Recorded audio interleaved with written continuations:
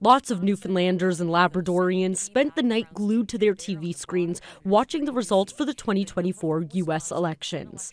But some of them didn't just watch the votes come in, they voted. Singer Eddie Eastman was born and raised in Terra Nova, but has lived in the southern United States for 30 years. He became a dual citizen a few years ago, so this was the first time he voted in a presidential election. He voted for Trump because he favors the candidate and Republican policies when it comes to things such as immigration and the economy.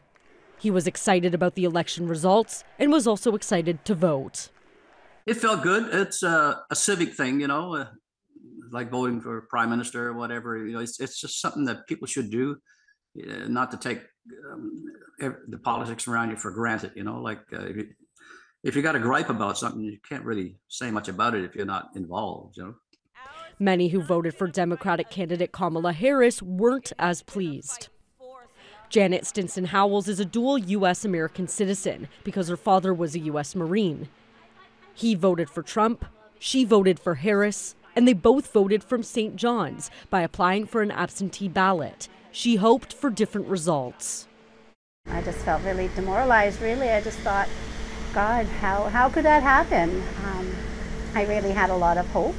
I think a lot of people did that there'd be a difference and that Kamala would be the president. Stinson Howells says she voted for Harris because of her policies protecting women's rights and because she felt Harris was an inspirational leader. Her message of hope and joy was one that I think so many of us really hung on to and really thought would precipitate a lot of change. But I kind of thought maybe that's a position almost of privilege to want to vote for hope and joy.